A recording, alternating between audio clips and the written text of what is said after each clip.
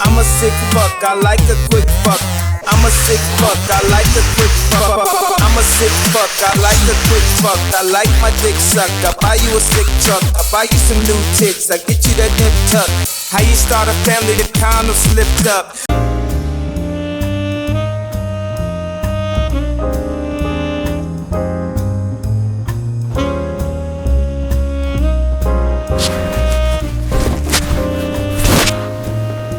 Welcome back to the Telethon. We're still flowing in the zone. We're about hour, I don't know, by my guesstimation, probably somewhere around the 15-hour mark. And you can feel every minute of it. The crew is enjoying some delicious-looking craft services brought in by what I'm imagining is a nice mom and pop's pizzeria called Pizza Cece's. Looks real good. Wouldn't know. And Pete's Family Restaurant has supplied the rest of the buffet items. It looks really good. It's no secret that this man here, you can't see, he's off camera.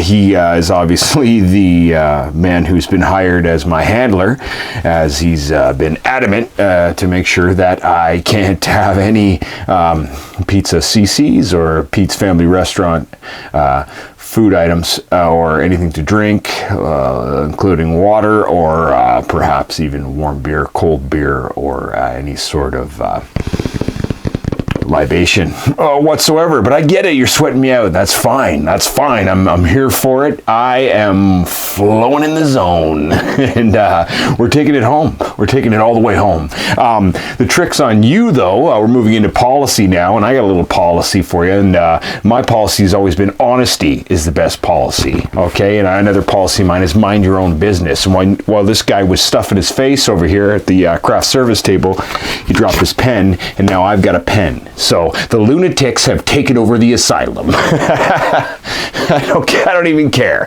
Keep it on. I'm in the zone, buddy. You can't flow me out of the zone with a red light. I got a pen. I made my own notes. We're talking policy. Okay? We're talking policy. And, if we're talking about Canadian government, that's a pretty sticky ball of wax right there. And, well, if we're minding our own business, that is our own business, because that's our government. This is a democracy, and they're supposed to serve us. So here, while we're here on our home on stolen native land, which it very much is, that's a fact. Maybe you didn't learn that in school, but I'll tell you that right now. This entire land is stolen from the indigenous people of the land, and that's just a fact, Jack. The Canadian government's resume, it's just a history lesson. Speaking of history books, their whole resume is a history lesson of perversion and just atrocity after atrocity after atrocity. It's disgusting, and it's not a secret. You're on the world stage, but the whole world's disgusting. So I guess you're in good company when you sit around the UN and you all just burn the money, and I don't know what you sacrifice babies, or I don't know what you do. I'm not really involved in the political process that to that extent. But I mean, you've done nothing right from the beginning. My entire life, even in my own time, and I'm not an old man. Like, I'm not Earl, sitting in a smoking porch of a homeless shelter, popping people's eyes out with yogurt spoons. I'm a fairly, late middle-aged man. But I mean, residential schools, okay? That's not a secret, okay? That happened in this lifetime, okay? And we're talking about it. So too bad about you. Why? Tell me this.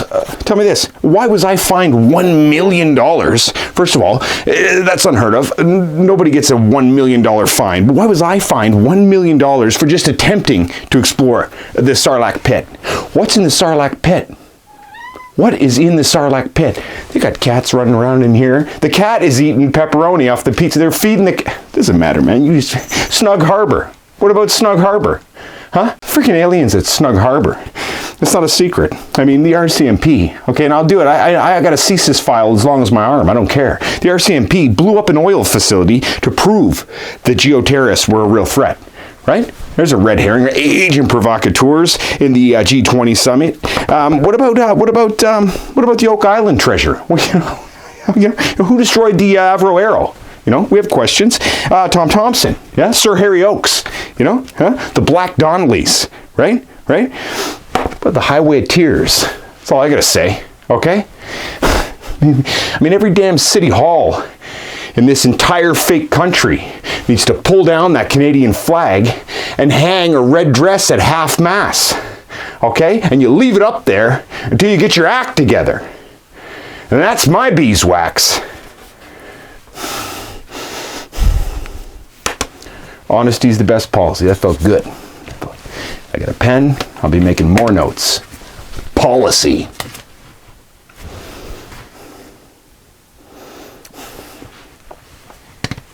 Friggin' cat's eating better than me. Stick it up your ass.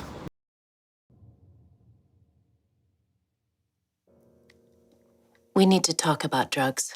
And please understand, I am only doing this because I care about you. And I care about the people whose lives you have impacted. It's time for you to realize that your relationship with drugs has become a problem. A very serious problem. You can change, You don't have to be this way. I know your heart is in the right place, but you are only making things worse.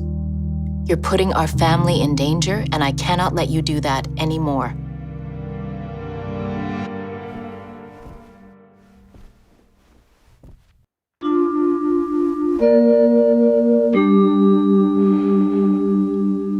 Does your politician have a drug policy abuse problem? You can help.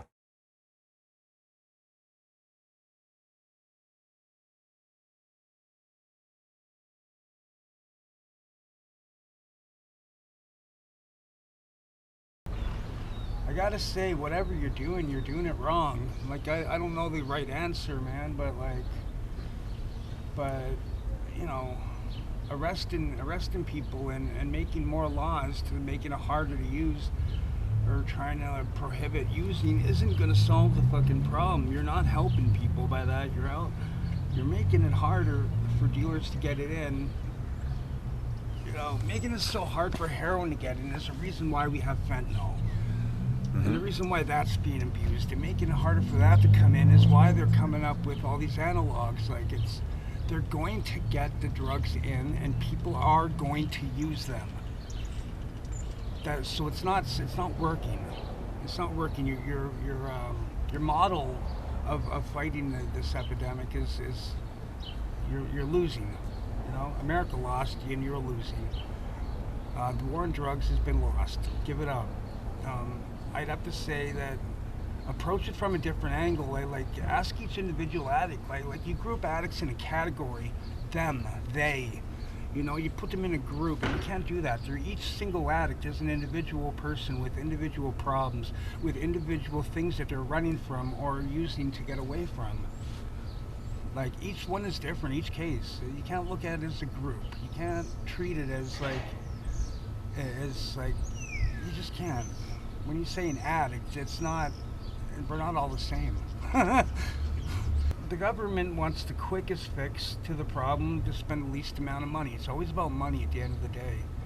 It's always about how much they put into it, how much money they did. But nobody talks to them. So you give money to a group of people who say, yes, we can help them. We've got this new model. And this model will only cost this much money. And it's nobody pays attention. It's like you're losing the fact that it's human lives that you're dealing with now. Now you're just dealing with numbers. Like you're grouping them. There's this many addicts. This many people are doing this. We had this many overdoses. Well, let's put this much money to help this many people. And people keep forgetting the word people.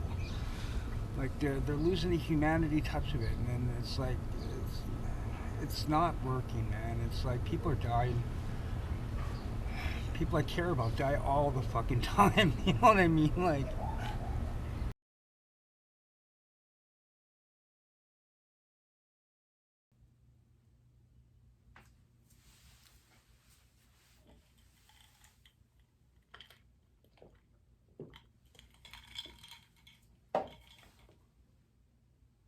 Welcome, ladies and gentlemen, and thank you for joining me today for what is unfortunately yet another emergency press conference regarding the ongoing crisis caused by our current water shortage. As your Premier, I, Brandon Bobson, continue to work tirelessly, doing everything that is within my power to ensure the minimization of damages caused by this crisis. Now, of course, ultimately the goal would be to resolve the shortage of clean water that has caused our circumstances to begin with. I'm not entirely sure how we go about that. I'm not an expert. I continue to trust the experts, but folks, in the meantime, we have got to cut down on the water use. We are running dangerously low on what supplies we do have. Just the other day, I took a drive around the provincial capital and it was crazy. It was business as usual. People were outside in the scorching heat, many of them carrying water bottles. People were walking all over, running, exercising, sweating. We are in the middle of the worst water shortage, maybe in the history of forever. Okay, this is not the time to be sipping on your drink crystal, smoothie, whatever, and getting your heart rate up. Okay, we just don't have the resources. We are set to have another few weeks of extremely hot weather, and people cannot be running around, putting themselves in the position where they're going to need more water than they deserve. Okay, go home to the nice air conditioning instead, right? It's not rocket science. A curfew will be implemented starting tonight at midnight, with authorities being given increased powers to enforce said curfew. Anyone outside may be randomly stopped and asked for their reasons as to breaking curfew, and then those officers will decide whether they believe you or if your reason is good enough. All non-essential businesses will remain closed except for hotels, golf courses, and water parks. Additionally, we are now implementing a restriction on traveling to any vacation property anywhere. Folks, this is not the time to be heading to the cottage, okay? Many of our small cottage country towns simply don't have the resources and are already in a very bad way. Now, I'm going to be heading to my cottage, but remember, that's just me and my wife and our kids, and maybe a friend or two, which is really not that many people, so long as you guys all stay home. I'm sure my cottage is a lot nicer than yours anyway. I'm just kidding. It's just a joke. We're gonna have a great time. Folks, the situation we are in is absolutely dire, and if you guys don't stop screwing it up for us, then honestly, the crisis is just gonna go on and on and on and on. So, limit your water use. No more taking a shower or making a gazpacho or whatever. And for the millionth time, stay home. Stupid fucking commoners. People aren't really seeing the full picture of it, especially when we're talking about our fentanyl opioid crisis. So if we have a safe supply, we are not stopping people who have opiate addictions from getting fentanyl and doing it, but we are stopping the people who are getting amphetamines with fentanyl in it and overdosing from that. So a lot of those opioid deaths would not actually happen if we had a safe supply. And then I think it's a little deeper than just, giving people drugs and being like, here you go, right? If we think of preventative kind of systems within safe supply, so what we could be doing is, okay, so I want, let's say, methamphetamine. I could go to the doctor. Not only would I get a safe, supply of it that I know isn't cut with other harmful things, I also would be educated on the amounts I need to get high, safe ways of using it, how to prevent overdose or prevent physical damage to my body. We could also now have people being referred into addiction programs right there, right then, when they're getting that drug, or before, if this is the first time that they're exploring this drug, having an educational kind of program before that they have to go through to learn about the effects, what's going to happen, what problematic side effects there are, how addiction works for that specific substance, what the withdrawal is going to be like, because I think a lot of again, this is going back to childhood trauma and getting into addiction, and personally experiencing that myself. When I was a child getting into drugs, I did not have any education on what I was doing whatsoever. I was being educated by older people that were giving me false, completely false facts, like, every time you take ecstasy, that golf ball size hole is burrowed into your brain, right? I would have no brain left, right? But just to, kind of bypass that misinformation. But also, I think when you educate people and give them control over their own choices, they feel like they have more control of not choosing it as well.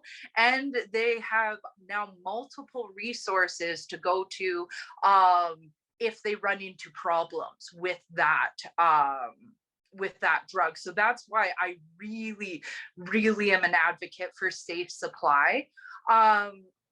But also decriminalization as well, right? Because I know safe supply is kind of a far off fantasy world right now, and we got to live realistically.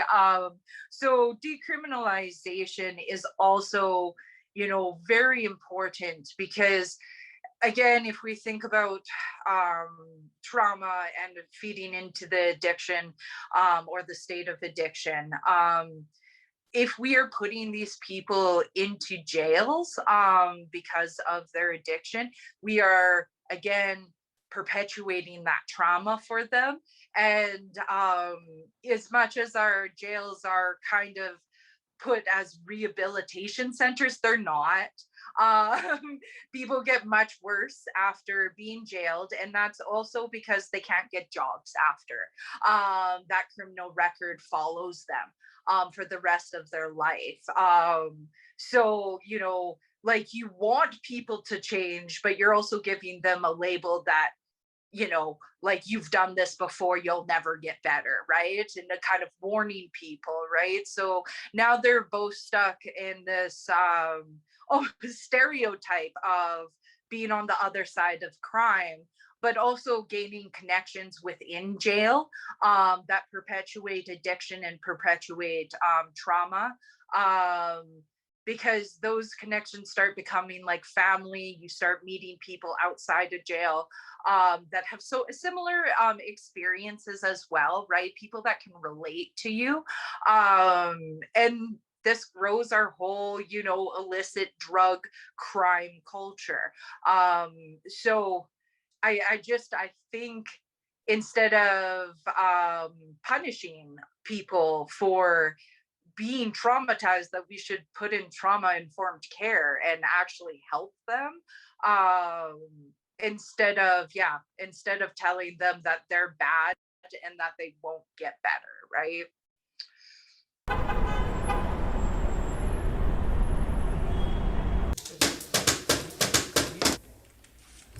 What are you looking at? Not you. Okay. Paul, could you sit? Why? Because I'm your manager. That's fair. Yeah. Okay, I'll sit down. Everything's fine.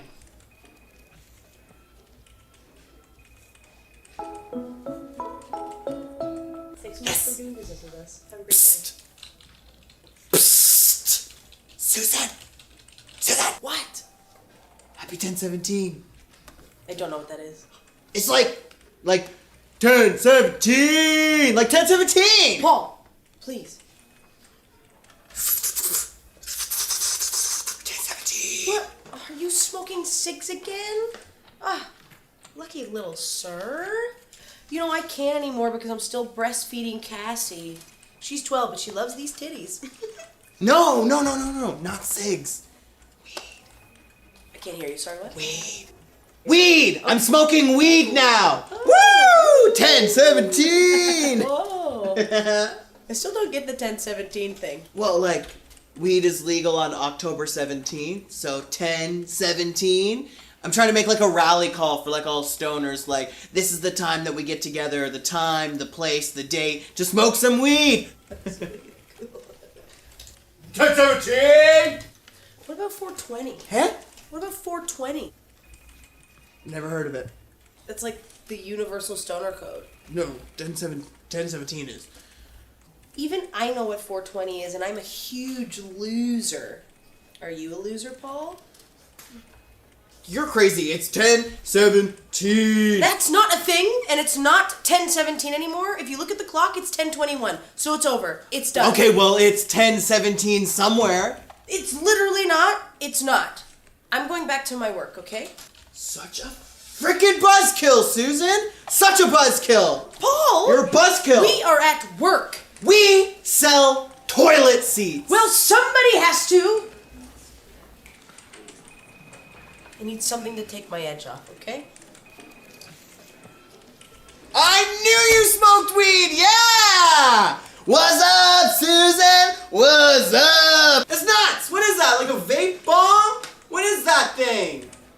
This is my breast pump for my 12-year-old daughter because she can no longer latch to my nipples. Hey, could you chill out and just... Why? I'm thinking you should just probably smoke weed like I do, you know? Chill out. Smoke weed. It's 420 somewhere. Okay? 1017. Oh! Let me just grab my lunch. Yeah, smoke weed! I wonder if when I'm done pumping, if I could turn this into a bong.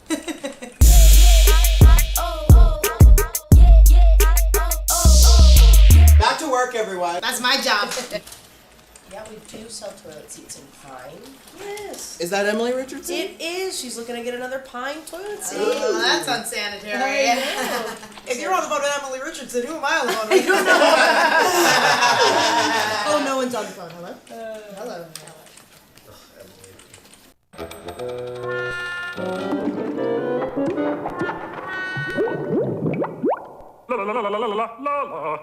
So yeah, so I'm a part of an organization called Troches for Decriminalization, and we're based throughout Canada. It was started by this gentleman named Tim Holland and Tiffany O'Donnell, I should say. Tiffany's located in New Brunswick, and Tim is in Ontario. Both amazing doctors, but both very passionate about the decriminalization of substance use. And it all boils down to kind of what we discussed before about how this is a brain process, it's a disease process, and we can't be treating and incriminating people for having a medical diagnosis. It's completely inappropriate. We don't do this for any other disease process, and I'm not too sure why we are doing it for this population group. And it's very stigmatizing. It creates numerous barriers for our population, and it causes lots of problems, which even worsens their addiction, for example. So a classic instance of this is my patients who have children at home, right? They've got kids at home and they're part of the criminal justice system, and because they're using substances, their kids are taken away from them. So what happens from there is that they get into worse depression, they have worsening mental health outcomes, and they use more substances, which is not what they want to do, right? Why are we punishing people for a disease process that wasn't their choice, right? And it's difficult to get out of. It just makes no sense. I think the key here as well with decriminalization in general is that decriminalization doesn't necessarily mean legalization, and there's a key difference here. And so when I talk to the general public about decriminalization, I get a lot of pushback, and people are like, you know what, this is like legalization. What's going to happen here is that people are going to be using substances left, right, and center. You're going to see even more people using drugs than ever before. And that is not true. With decriminalization, we have numerous studies that show that drugs and substance use doesn't actually increase, it actually decreases. What we're doing is we're pivoting away from incriminating individuals and sending them to the justice system and moving them towards a system that supports wellness. So whether that means getting treatment supports, whether that means getting them supports for safe supplies and more harm reduction supports, it does not mean throwing them in jail. And it's all about pivoting our resources to supporting them as individuals as opposed to punishing them and incriminating them. And that's what we need to do as a society. Like, the war on drugs has not worked. We've tried that for 30 years now, from the 80s, and it's just not a sustainable solution. And this is in line with what the chiefs of police are saying throughout the country. This is in line with the NDP and the Green Party are saying throughout the country. Hopefully the Liberals and the Conservatives will come on board with this as well in the future. But we really need to be supportive of this population group instead of being incriminating towards them, and instead of punishing them and scrutinizing them and judging them for their substance use. A really fun story that I love that goes along with this, and I'm sure, Joe, you've heard this, is the story of Rat Park. Have you heard of Rat Park before? The Rat Park analogy and the Vietnam analogy that goes with this as well. So Rat Park was an experiment that was done in Montreal back in the 70s. You had one rat placed in a box, 2 drips. One drip had heroin, the other drip had water, right? And you notice that the rat just kept drinking the heroin drip until it passed away. When you took the same rats and you put them into what's called Rat Park, in which they've got the 2 drips that are still there, the heroin and the water drip, but now you have games, you've got other rats to play with, and you have food there. Only 10% of the rats will actually use the heroin drip. The rest of them are happy. And let's take this a bit further with the human analogy. We saw that in Vietnam. We had tons of US soldiers who were in the Vietnam War, who were fighting in Vietnam, and tobacco was hard to come by over there. What was more abundant was opium. And many individuals were on opium at the time over there. And there was a great fear that if these US soldiers came back to the United States, they'd keep up with their opiate habits, right? And that was not the case. Less than 10% of them kept up with their opioid issues. Instead, what we saw is that people, because they were put back in place with supportive communities, with their families, with their work, with their kids, in a supportive structure, they were off of their substances altogether. They weren't using substances at all. And even that's even despite all the trauma and all the death and destruction they saw in Vietnam. You would think with all that trauma in their mind they would stay on substances, but it's because they were in a supportive environment that they were off of their substances. And that's what we need to do as part of our criminal justice system, is that we can't be incriminating these people. We can't be incriminating people who are using substances. We need to get them in a supportive environment, in a supportive place where they feel that they are supported, that they can work on themselves, and they can reach a place of wellness, depending on what wellness means for them, as to where they see their own wellness, how they define their own wellness.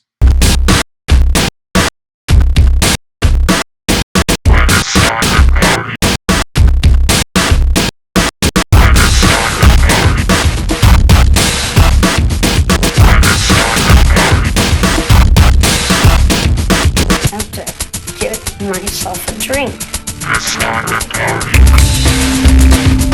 Drink. Drink. I never did drink for the fun of it. I drank to get drunk. Drink. Get drunk. Drink. Get drunk. Cheers.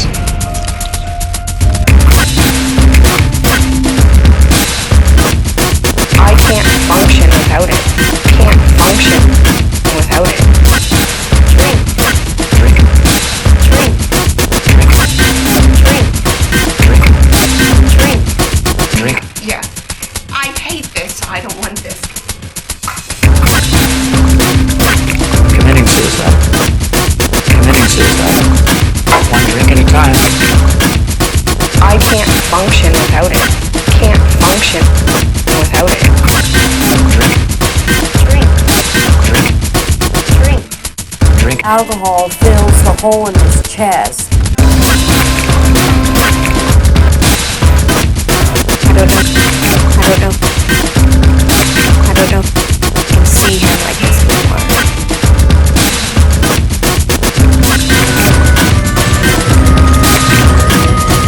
Wish there was more. I've got to drink mouthwash, I guess. I'll just have one swig. No. Just one?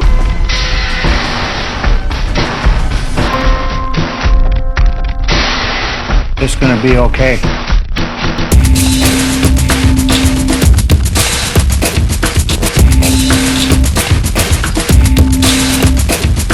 I should not be binging. Not binging. Not binging. They're just pills, guys. Morphine, Indian, Cunningham, Lyrica. Tonight, my goal is to be out. Not have to feel or think. To be out. Not have to feel or think. It's gonna be okay. You'll be great. Great. It's no big deal. Use it. Use it. And use it. Use it. Use it. And use it.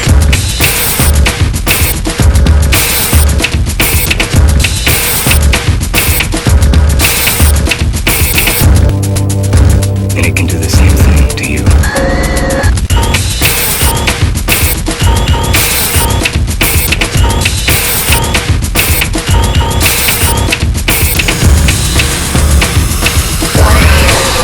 Want coke. It's the only thing right now that'll make me feel better.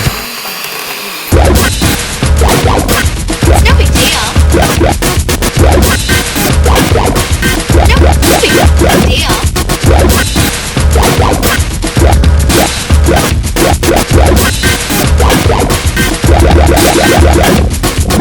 It's the one thing that hasn't let me down.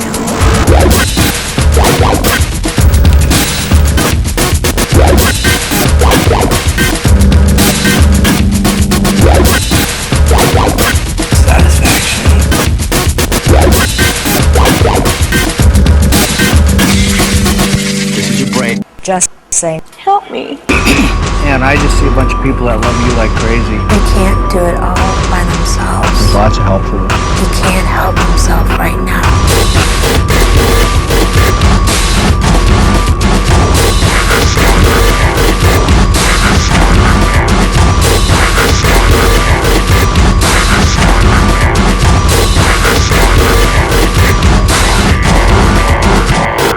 doesn't get any better. It's gonna be okay.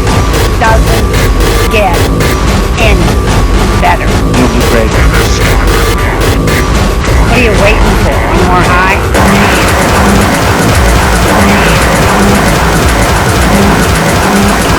One more high, okay? I just want to get high one more time. Just say, just say, just say, just say, just say, just say. I just wish that somebody would love me. Love me. Well, somebody would hold me. Hold me. I just wish that somebody would love me. Love me. Well, somebody would hold me. Hold me.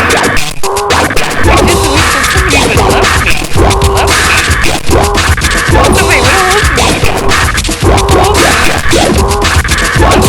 me. Love me. Hold me.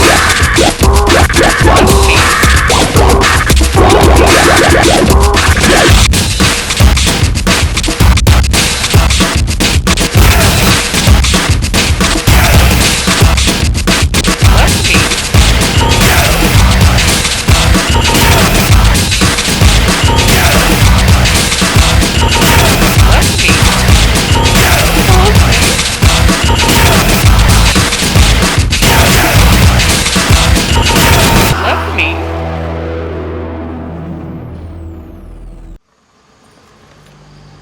This isn't a war on drugs, it's a war on people. It's a war on the most marginalized people. My name is Gita Jed. In Haida, that means headstrong woman. My colonial name is Angel.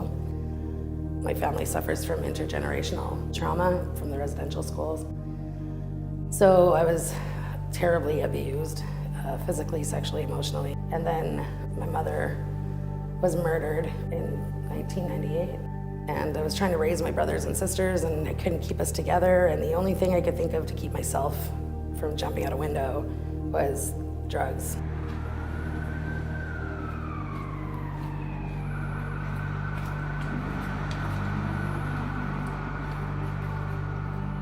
I I spent a lot of that time just depressed and crying, and I lost so many friends. I lost count at 75. Hastings isn't the same at all. It's way more dangerous than it ever was. When I talk about it losing its color, it's because the people that have died were beautiful people, shiny, talented, lovely, good-hearted people. I think the stigma plays a huge part in the breaking down of the people here. It stops us from using public services that could help us. You know, being embarrassed to come out because you're using drugs leaves you to die alone in your room.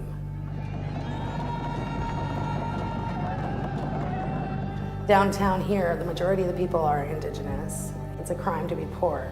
Going to jail and having a record changes your life anyway. You know, you can't get certain jobs.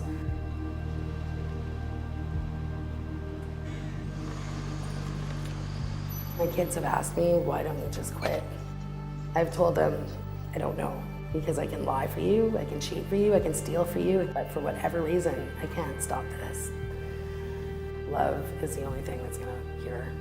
Well, anything in the world, ultimately, love will cure it all. Love shouldn't be tough. It should be just given.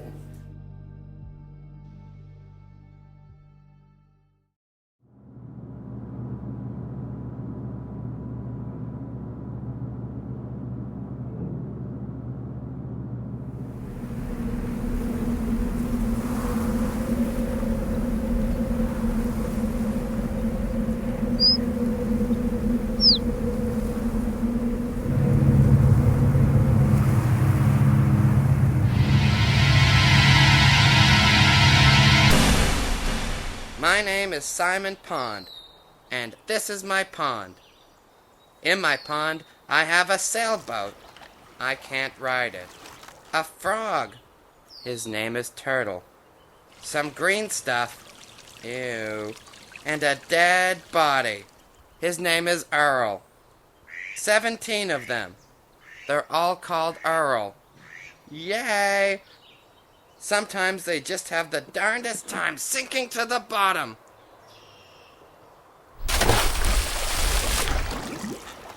There. My name is Simon Pond, and I'm a registered voter.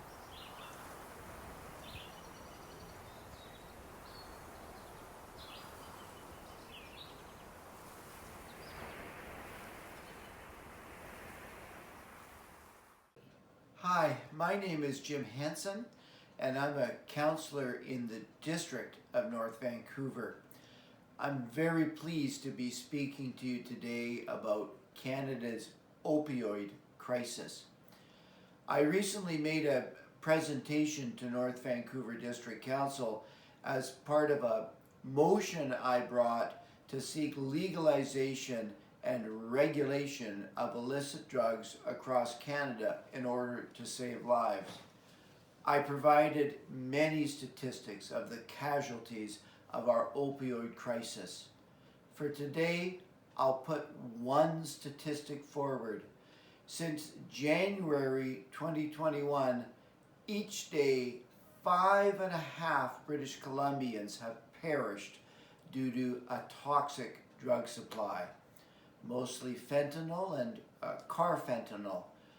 5.5 souls, each of whom are somebody's son, daughter, brother, sister, mother, father, friend.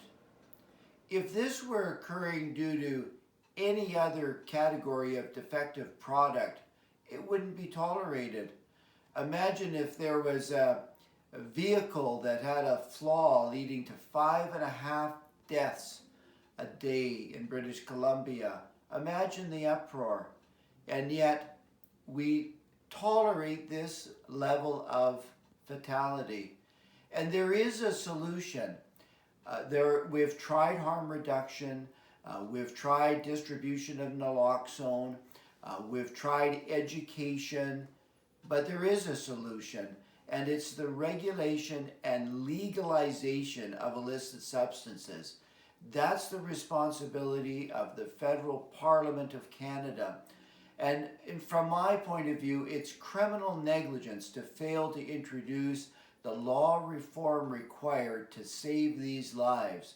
Once we've saved these lives, we can move on with strategies of addiction, treatment, rehabilitation, and treating this as a health issue for all of the individuals involved. It's been very pleasant to share my views with you on this important subject. I thank the sponsors of this program for getting these videos and making these ideas available to the public. And I certainly hope that in the days, months, and hopefully not years to come, we live to witness full legalization and regulation so that this terrible level of death comes to an end.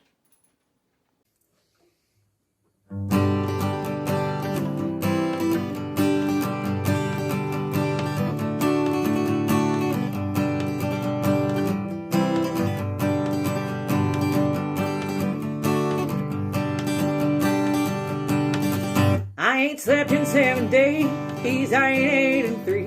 This methamphetamine has got a damn good hold of me. My tweaker friends have got me to the point of no return. I just take my lighter to the bulb and watch it burn. This life of sin has got me in. The Lord has got me back in prison once again. I use my only phone call to contact my daddy. I got 20 long years for some dust in a baggie.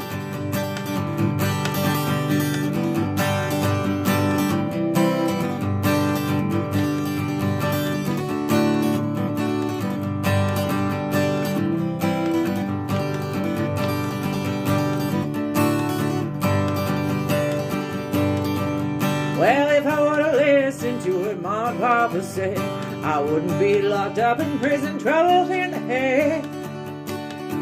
But I took that little pop and sucked it till my mind was spun. Now I got 20 years to sit and think of what I've done. This life of sin has got me in. Lord, it's got me back in prison once again. I use my only phone call to contact my daddy. I got 20 long years for some dust in a baggie.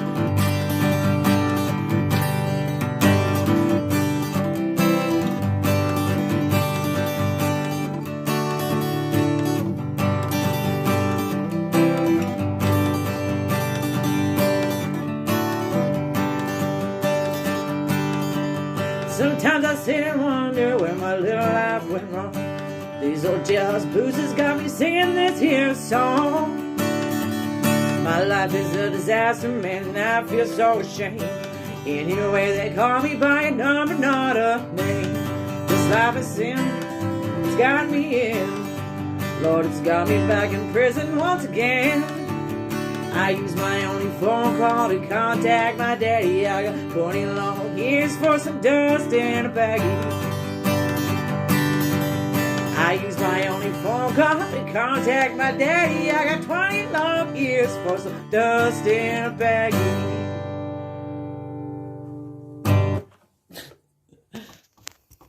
I think people have the right, intentions. I think people try to get into things like policy because they actually think they're going to change stuff. But I just, I don't buy it. It's always the same people. Highly educated, university educated, usually white. This I'm just talking about at the city, but I mean, we're talking about changing policy. So at the municipal level, and maybe they come from frontline, maybe they've had frontline experience. But I just, again, like, wasn't there like a whole youth drug strategy? But then like, what comes of those things? Oh, we have a huge youth strategy book. You can read it. Has fucking anything ever been implemented? Like, I wouldn't even know. To be honest with you, probably a bad social worker or bad whatever I am, is I just kind of, I've always just been the kind of person that's like, just fucking do the work. I've always been the grunt on the ground doing the work. All the speaking and the this and the that, I've stopped paying attention to it such a long time ago, because it's just a bunch of people talking about shit that doesn't fucking impact them at all. It's their job. So I don't think Toronto has it in them to get creative. I think Toronto has so much money and conservatism and morality. I mean, I think my uncle told me even in the 70s when he moved here from Scotland, you couldn't even go into a bar as a female. Like, it's such a conservative, waspy town. And, you know, it's like the same stuff happens over and over again. We don't change stuff. So policy has to change. But then I think, why do we even have policy? Just decriminalize it all. And just like, okay, here's my thing about policy. Call Portugal, ask them what they did. They had a huge percentage of their adult population addicted to heroin. And my husband's stepfather is an addiction doctor in Portugal. And I said, what did your political parties, did they shit the bed? No, everybody knew it was a problem. I think the liberals and the conservatives and the other party there, they just agreed. So I think we often use these hot topics and we just like sort of pummel them into the ground off the backs of the people dying and poor people. And nothing ever gets done, right? So I don't know. Is anyone ever going to win an election in Toronto if they're just like, yeah, decriminalize drugs and blah, blah, blah? They'll never get voted for. They wouldn't even vote in a queer mayor. Like, I think Toronto really is so divided. I think some of that has to do with religion, morality. I think we have a huge, diverse community that is totally separated from it and has nothing to do with it. So I don't know if I even spoke about policy. I don't pay too much attention to it because I actually don't believe that they'll ever change it. I think, you know, the Scandinavian countries have all sorts of good policies. There are all sorts of places that have great policies, but we always want to reinvent the wheel, put a stamp on it. Canada is a country of immigrants, and we have ideas from all over every native land that everybody's come from. So I think we could borrow some policies from other places that have worked it out with a little more grace than we have. So like you said, it is like spitting on a fire. But again, it goes back to that little tidbit here. We'll give you this, we'll give you this, but we're not giving you the whole circle. We need holistic harm reduction, the whole thing, all of it, not a little bit here and a little bit there. Prohibition was supposed to end widespread drug use, but it hasn't. Instead, it's led to a whole range of negative outcomes for society. Prohibition has created a toxic drug supply controlled by high-level organized crime. Because drug use is illegal, criminal organizations have taken control of the production and distribution of drugs.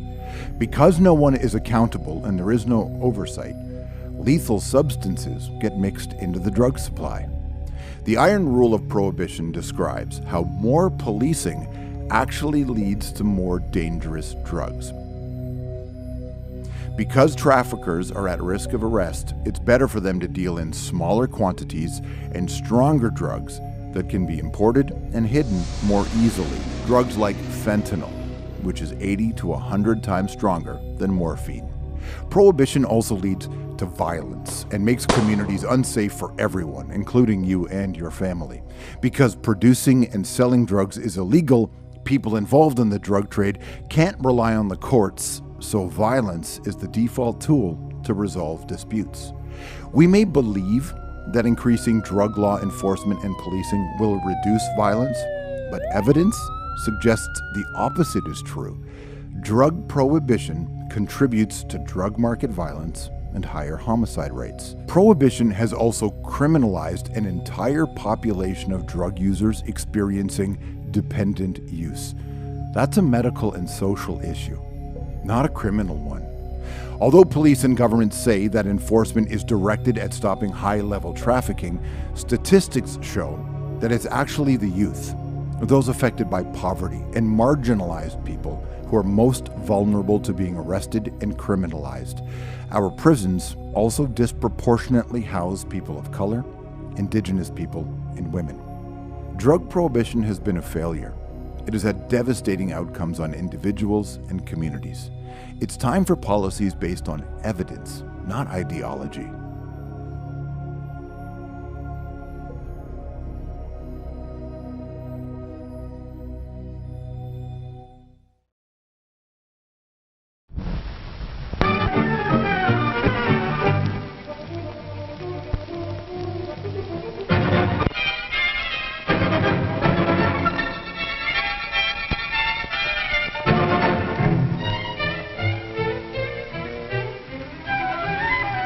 policeman on the corner is a good symbol for law.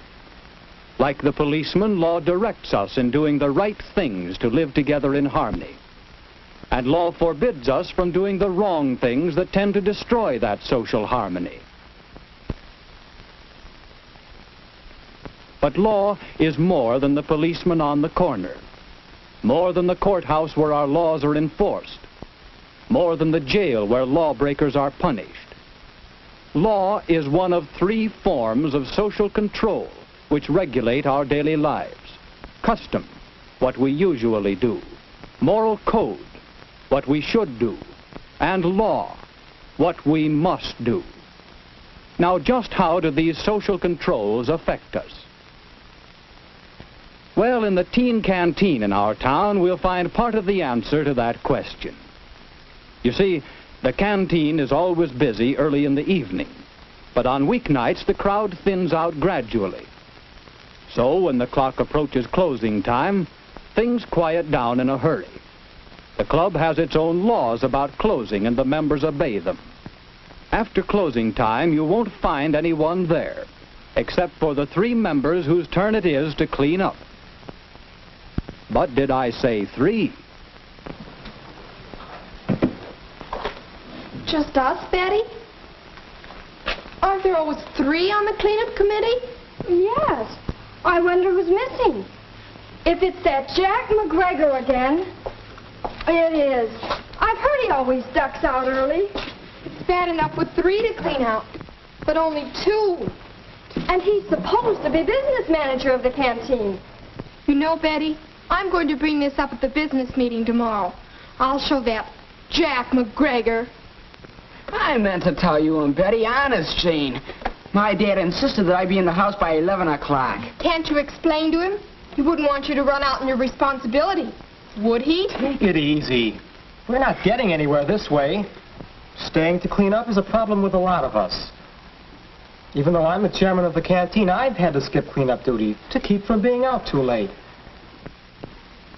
Say, maybe weeknights we ought to close the canteen earlier. You'll never get anyone to agree to that. I don't know. Maybe that is the answer.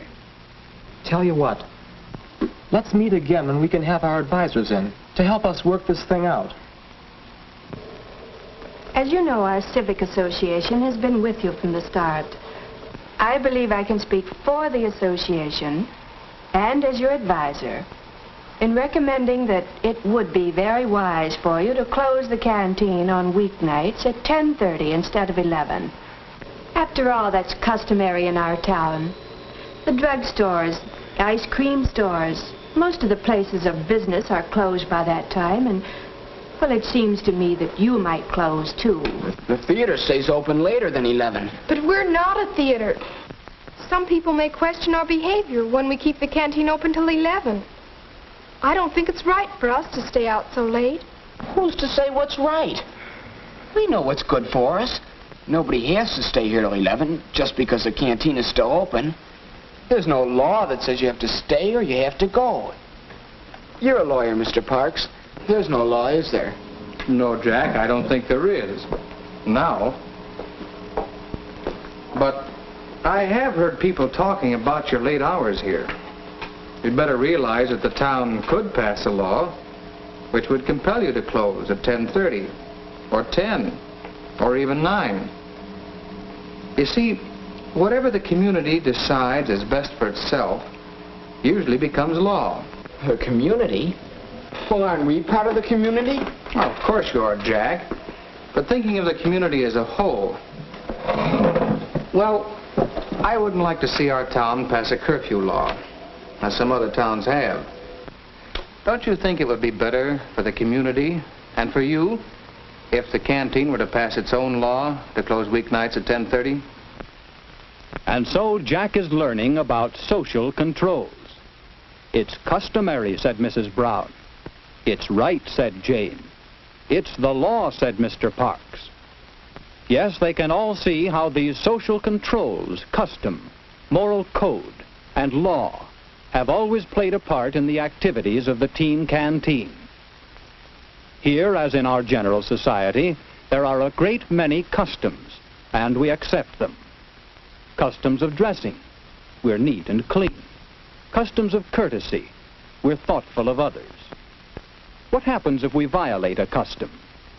It isn't serious. Perhaps we simply lose a little prestige. Nevertheless, customs do control us. We make a habit of following them. And then there are moral codes, sometimes called the mores. These are society's standards about what we should and should not do. They are more deeply ingrained in us. We simply don't cheat in games. We and the society in which we live think that's the proper way. In the canteen, there's no drinking or gambling. That's in line with the moral code of this group. And what happens if we break the moral codes? Well, anyone who breaks these loses social status. He no longer belongs. He's an outcast. And then there's law. Let's return to that business meeting where a new law or rule has been under consideration. It seems we have 4 good reasons for setting the closing time of the canteen at 10:30 on weeknights.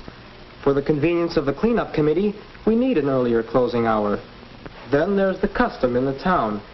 And some feel that it's not right for us to stay out late. Finally, we want to be sure that we stay within the laws of the town so that we can continue to govern ourselves without outside interference. With all these reasons, I'm sure the majority of canteen members will vote for 10:30 closing. What do you say? I think it's the only thing to do. I'll agree. Well, we're only advisors. You make your own laws. But I think you'll find that your new law is a good law. Law is a whole body of rules for our conduct made by representatives of the people and enforced by established means. We all know that there are many don'ts in the laws we make.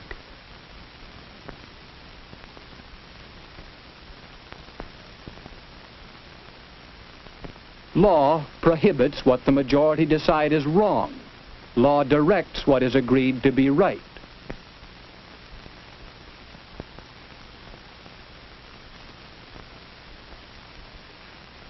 Laws require you to go to school so that you and society will benefit, and laws provide the schools for you to attend. Thus, every day you come in contact with social controls, with custom, with moral code, and with law. Suppose this were you. What social controls affect you?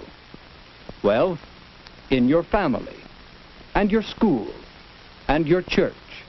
In your whole community, there are customs and moral codes which guide your actions. Many of these customs and mores are enacted into formal laws. The town or city in which you live has laws which control you.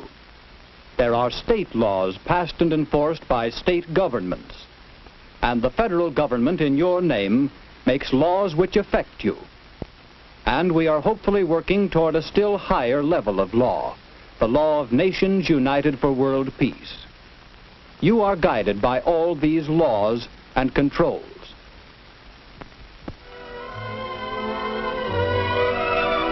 The new law for closing at 10:30 was agreed upon by a majority of the members of the teen canteen. The good law because it agrees with the customs, the moral codes, and the laws of this group and of this community. In a democracy, such laws and social controls belong to the people who live under them. These laws are yours, to make wisely, to change intelligently, to understand and live by. My name is Eris Nyx. I'm one of the organizers with the Drug User Liberation Front, also known as DOLF. We operate in Vancouver, BC, which is, the stolen and unceded territories of the Coast Salish people, which are lands belonging to the Musqueam, the Squamish, and the Tsleil-Waututh nations. And, it's things down here in the downtown east side where I've worked and lived for the last 10 years have gotten unhinged bad in terms of death and overdose and just rates of overdose and just people dropping everywhere around you constantly. So DOLF is kind of our pragmatic solution to that issue, if you will. And we only started doing this, I used to work for the government. I've worked for major nonprofits. I worked for the BC CDC, and it was always this push to get people safe and clean drugs to keep them alive, but there was never the political will. And anytime you stepped up like the radicalism of the work you were doing, you would just get your position terminated for X, Y, or Z reason. So the logical progression, I guess, is to just do it, not even clandestinely, very publicly, but do it ourselves. You got to stay positive. I was thinking the other day, it's like everybody's like, oh, if we could only just get people, drugs that had a predictable content, if we could only just tell people what was in their drugs, like if only. And, the way that cookie crumbled, I'm just like, okay, we'll do it. And then everyone's like, you can't do that. Like the situation is so absurd where the answer is just so simple, but then everyone's like, that's against the law. April 14th is like the Minister of Health in BC declared a public health crisis in 2016 on April 14th. So April 14th this year, 2021, was the 5th year anniversary of this public health crisis, right? So we've been having an issue with the regime of prohibition for the last 5 years. So what we did, and this was like a very publicized, it was almost like a horse and pony show or something. It's not like what we did actually has any impact on like the rate of overdose. It was more demonstrative and theatric, but we gave out, what did we give out? An eighth of heroin, clean heroin. It was 50% caffeine, 50% heroin, and then an eighth of clean crystal meth and an eighth of clean cocaine for free, point by point.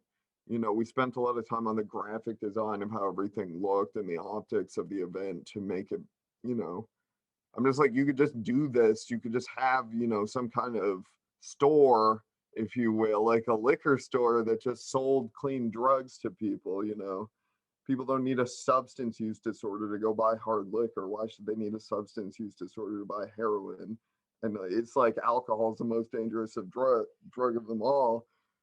So what we were kind of demonstrating was that you can do this compassion club style, model of drug distribution, meaning it's like membership based, like the people have to already be using illicit narcotics. They have to be over 18, and it works, and people like do it in a calm manner. It's not like there's this riot in the street over heroin and everyone murdering each other it's like everyone like cares. Hence the name Compassion Club, I suppose. Here's what we did. It's very logical. I'm like, everyone's dying. They need free drugs.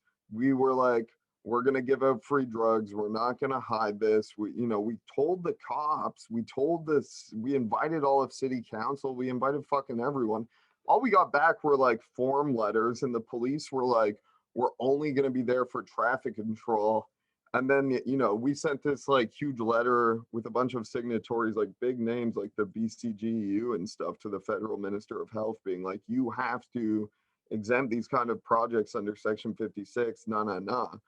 Everyone sent us back this like form letter bullshit, but also at the same time, nobody touched us, which leads you to the question, like, why did nobody arrest us? Why did nobody get arrested? And I'm like, partially because what we're doing is the right thing, and partially because I think they're concerned if we go to trial on something like this, we'll just fuck up the whole CDSA, the Controlled Drugs and Substances Act. So it's difficult to tell exactly what's going on because no one's giving us straight answers.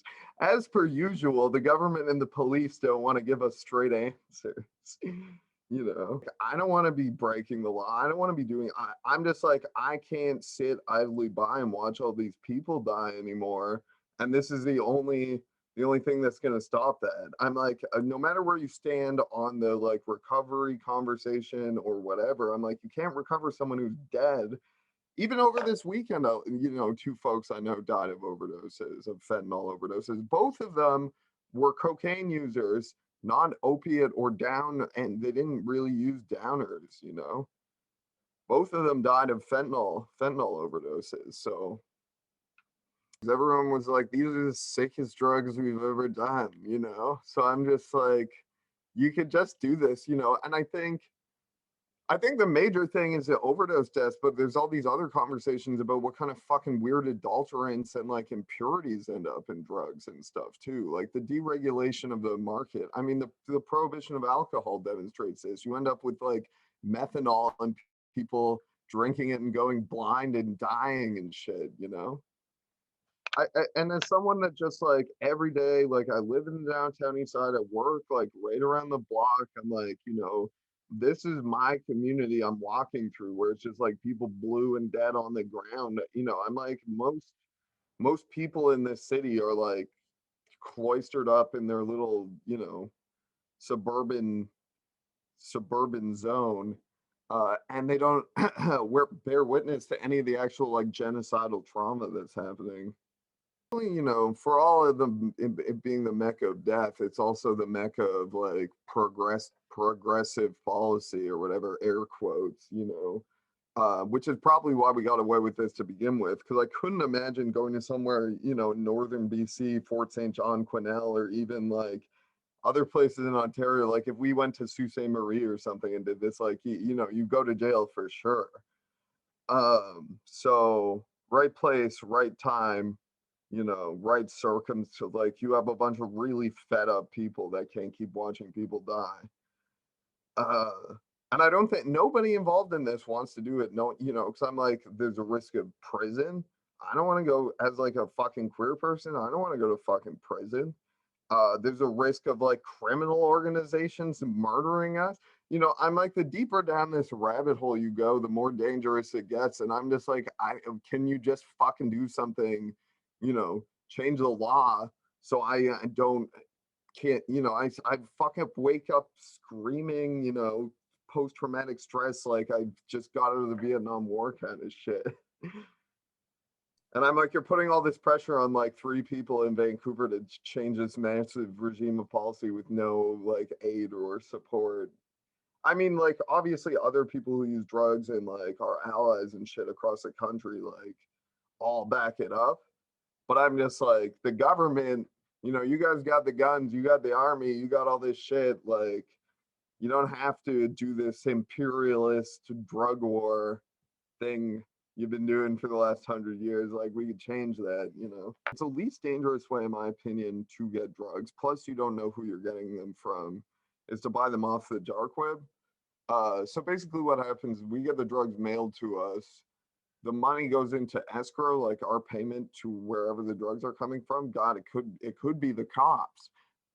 Goes into escrow. We take the drugs, get them tested. If they are what the seller says, we release the money to them, blah, blah, blah. And if it's not, we get our money back. So it's a pretty, you know, buying like 1/8 of heroin is not like a safe transaction. Like, not something like, I'm not hard. I'm not like a gangster. I'm not like a gang person. Like, buying $2,000 worth of heroin in person is not something I want to be doing. So ostensibly, we got a couple kind of donation lines you can hit on www.dolph.ca. One of them is just like a direct cryptocurrency donation link. So if you know how to get cryptocurrency, which, you know, it's relatively easy, but also high barrier because of the amount of ID and like government shit you need, you can just send it directly to the addresses there. But we also set up, it's like a sustainer donor campaign. So if you have like a debit card or I mean like a Visa debit, I guess, like anything you could use to make online purchases with, PayPal, blah, blah, blah. You can either send us a one-time donation or you can send us, you know, a recurring monthly donation. And basically we take that money, turn it into cryptocurrency, buy drugs, give the drugs to people. The people don't die. Then we do a very simple research study that's like, did you take these drugs and overdose? What was the experience like? Nah, you know, and then we go, I guess, to the Supreme Court of Canada. Like, we have lawyers and shit that are like, yeah, like, you guys are totally right, but there's no data set and this, that, and the other thing to reference. And I'm just like, It's always like there's not enough data. We need more data. Data, whatever. So I'm like, all right, fine, we'll do it. We'll do it with no money as a bunch of idiots. You know, I'm like, the government funnels so much money into this issue. Like, I think in BC the latest number was like $500 million. You know, Dolph's operating budget is zero. So I'm like, where does all this, like, imagine if you just bought $500 million of heroin and just gave it to people. Like, I'm like, you just fixed the problem. But instead of doing that, they're like, we're gonna do this like roundabout death machine where it's like, you know, arrest, recovery, back on the street, using, maybe death, arrest, recovery, back on the street, you know. And I'm just like, give people stability, give people choice, and they'll stabilize. And then once they're stabilized, if they want to kick dope, they'll kick dope. But I'm like, what, you're not giving people choice, and you're doing it in a way that makes it seem like there is choice. But the choice is just like, gamble with your life super hard, or don't use drugs at all. You know, for most people, I'm not, you know, personally, I feel like assured that I use the resources around me to stay safe. But I'm like, not a lot of people, and especially like in rural places and shit, I'm like, you don't have access to the kind of things we do. Even Toronto, like the disparity provincially between harm reduction services is insane.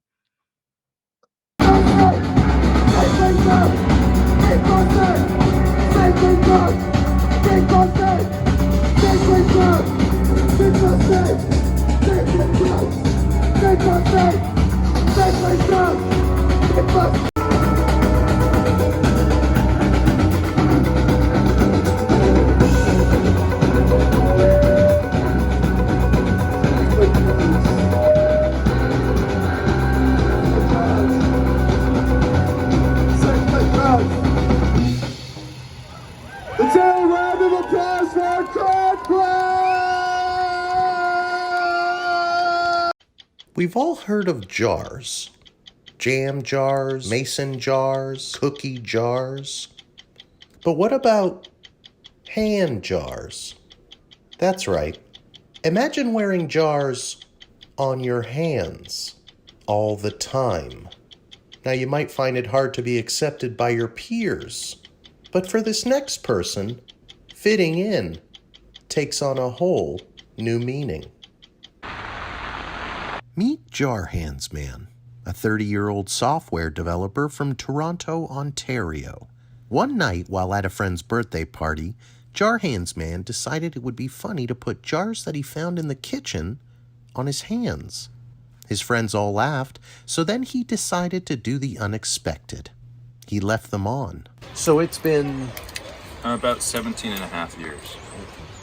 And those are the jars? Yeah. On your hands? Both hands, yeah. That's hilarious. Yeah. I know. Now, having jars on your hands would seem like a health risk, so I consulted one of North America's top surgeons, Dr. Gil Wilson. After running the x-rays, we discovered that he has jars on his hands.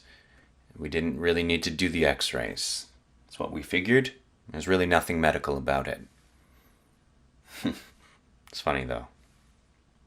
With no medical condition to account for his jar hands, doctors say Jar Hands Man is simply that. A man who's willingly keeping jars on his hands. So being the Jar Hands Man, it must be very difficult. Yeah, it's really hard sometimes. My girlfriend left me at first. I lost my job. My house has become basically a free-for-all for burglars. I can't lock the doors. But it's a funny bit. Yeah.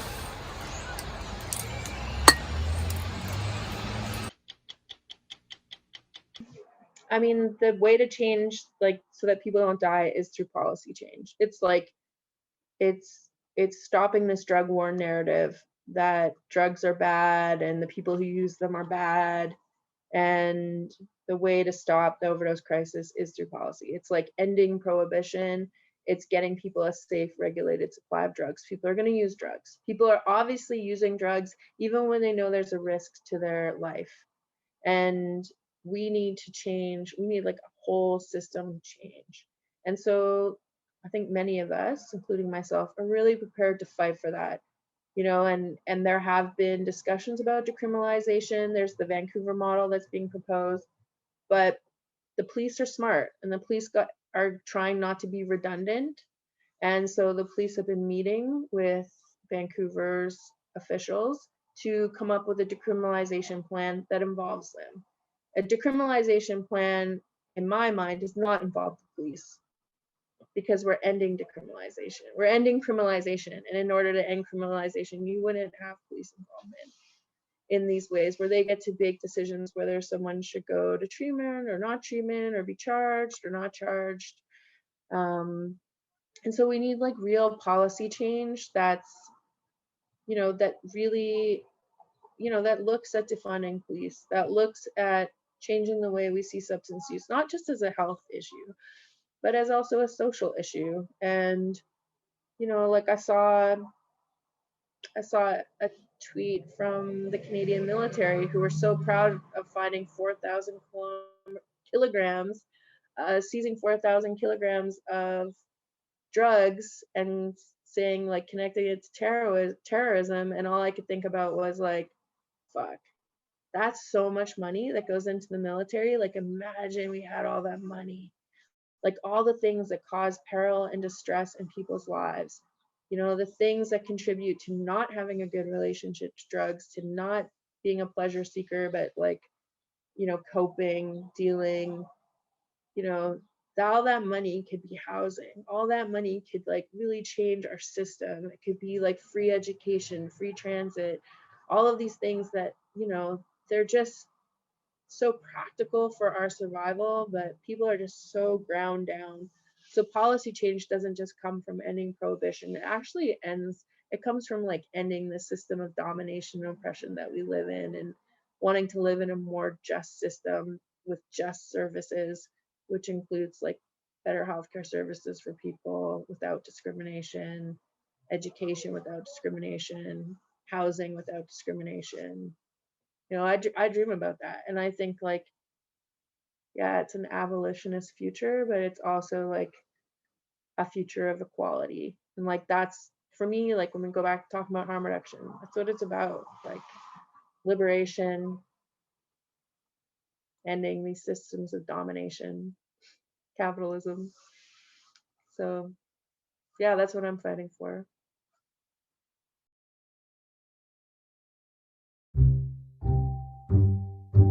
Portugal decriminalized drugs over 10 years ago, and it resulted in a dramatic reduction in problematic drug use. Listen, you can show me all the data and the research you want, but the plain truth is, drugs aren't bad because they're illegal. They're illegal because they're bad. It's common sense. 65% of Canadians favor reforming Canada's marijuana laws. Is this a sign something should change? Is that true? 65%. Well, I'd have to see the numbers behind that number. But regardless, it's irrelevant. Opinion polls don't reflect the reality of the situation, which really is about protecting children. And children don't respond to opinion polls. 40 years of the global war on drugs has cost trillions of dollars, but failed to reduce supply or demand. Yes, admittedly, it's very expensive. But can you imagine what would happen if we didn't spend this much money combating drugs? And what else would we spend it on? Hospitals, healthcare, schools, education? What would the criminals think? You tell me. Numerous studies have shown that a hardline anti-drugs approach actually increases street violence. It's a complicated matter. And this may seem slightly contradictory, but this violence tells us that we are being successful in our efforts. If there was no violence, it would mean we'd lost the war on drugs. So the fact that there is still admittedly a terrible amount of violence related to the drug trade, that tells us that we are winning. Does your politician have a drug policy abuse problem? You can help.